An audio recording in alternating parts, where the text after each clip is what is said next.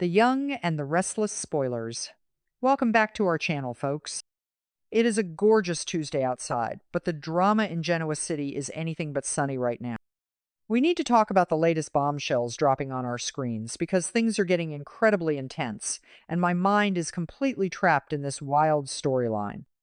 Grab a coffee, settle in, and let us unpack the absolute chaos that is unfolding today. I cannot believe they are actually doing this. I mean, I can, but I am still sitting here typing furiously because my emotions are all over the place right now. Nick is leaving. Nick Newman is actually leaving Genoa City to go to rehab. And I am just... wow. I need a minute to process this. Because after weeks and weeks of watching this man completely spiral out of control, watching him turn into a version of himself that I barely even recognize, he is finally hitting the brakes. But it hurts, you know? It physically hurts to watch a legacy character just shatter like glass on our screens. Am I the only one who has been screaming at the TV for someone, anyone, to step in and help him? So, yeah, my heart is breaking, but at the same time, I am throwing my hands up in the air and screaming finally at the top of my lungs. React first, explain later, right? But seriously, let's talk about the sheer magnitude of this realization. Nick finally looked in the mirror and saw the monster staring back at him. He realized he is getting worse. Not just a little bad. Not just having a rough week at the office bad. We are talking fentanyl and cocaine bad. We are talking about a man who was literally hallucinating Matt Clark in the middle of the road and drove his car off a cliff in Las Vegas. And he almost died. He almost left Noah and Faith and Summer without a father. So when he finally admitted that he is drowning and that he desperately wants to change, I literally burst into tears. Because this is the Nick we know. The guy who, deep down, wants to be the good man. But the addiction has been eating him alive from the inside out, and it was going to kill him if he didn't stop.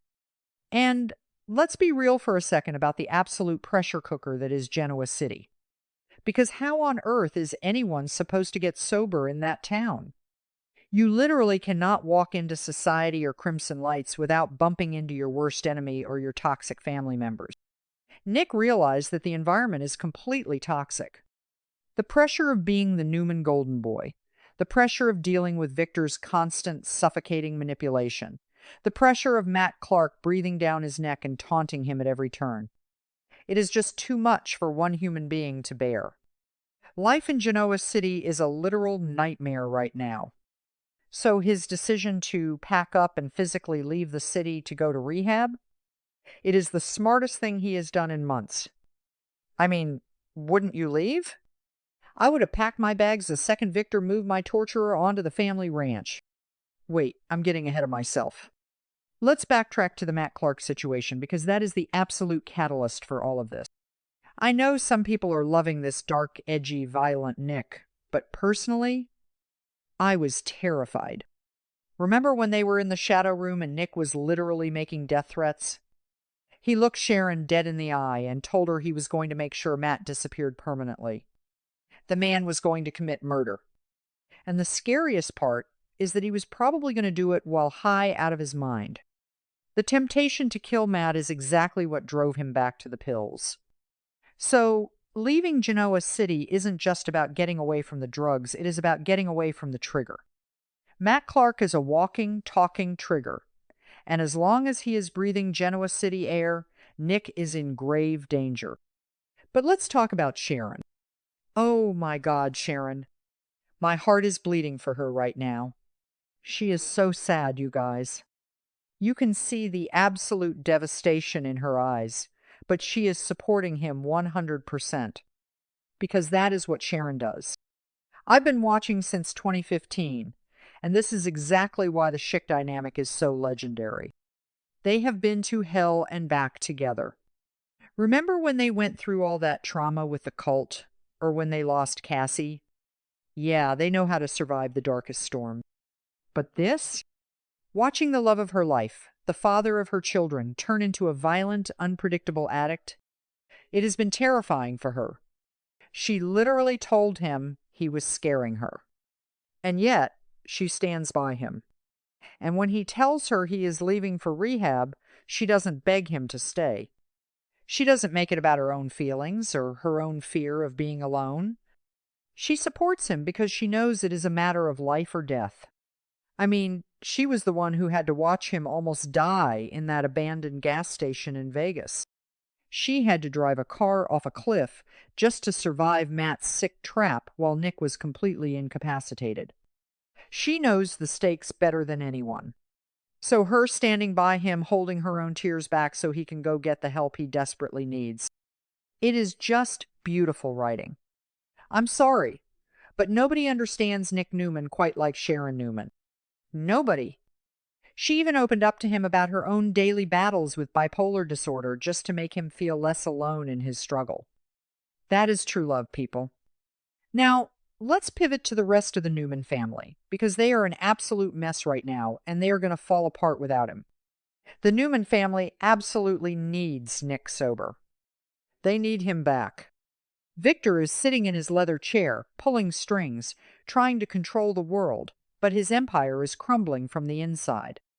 Nikki is literally dealing with potential permanent blindness after her bandages were removed, and Victor is out here orchestrating corporate takeovers against Sally Spectra instead of focusing on his family's mental health. It is insane. The family is fractured. Victoria is off sparking up some highly questionable romance with Kyle Abbott. Don't even get me started on that mess. I am dreading the fallout when Victor finds out, and Adam is running around trying to be the protective brother. Speaking of Adam, can we talk about how wild it is that Adam has been the one trying to save Nick lately? Adam, the black sheep, the guy who is usually scheming against his family, is the one who is begging Matt Clark for Nick's life. Adam saw Nick overdosing on the floor of that storage room. Adam knows how dark the abyss of addiction and mental collapse is. So the fact that the family needs Nick back isn't just about Newman Enterprises or optics. It is about the soul of the family. Nick is the glue. He is the moral compass, even when his compass is spinning wildly out of control. Without him, Victor is just going to keep destroying everything in his path, and Adam is going to be left holding the broken pieces. Because think about it for a second. Victor's entire justification for everything he does is protecting the family, but his actions are exactly what drove Nick to this breaking point. Victor bringing Matt Clark to the ranch? Victor telling Nick to handle his own business while secretly manipulating the board? Victor constantly pushing and pushing. It is toxic. And I think Nick finally realizes that he cannot heal in the same house that made him sick. He has to break the vicious cycle. And getting on that plane or in that car and heading to a rehab facility far away from Victor's reach is the ultimate act of rebellion. It is Nick saying, I am taking my life back, and you cannot control this. I know I am rambling and going off on tangents, but I am just so emotionally invested in this storyline. We are saying goodbye to Nick Newman for now. Goodbye to the brooding, the arguing, the intense stares, and the chaotic decision-making. And honestly, it feels like a massive shift in the show. Like, what is Genoa City going to look like without him for the next few months? Who is going to call Victor out on his garbage? Who is going to balance out Adam's chaotic energy?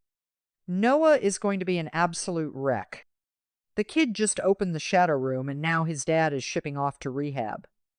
It is tragic. The whole dynamic of the town is going to shift because Nick's absence leaves a massive, gaping hole. But I am here for it. I really am. Because the alternative was watching Nick die. Literally.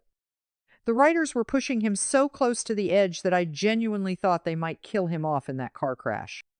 The fentanyl storyline was getting so dark and heavy, and as a fan who watches this show to escape my own life, it was becoming genuinely hard to watch. I was getting anxiety just turning on the television.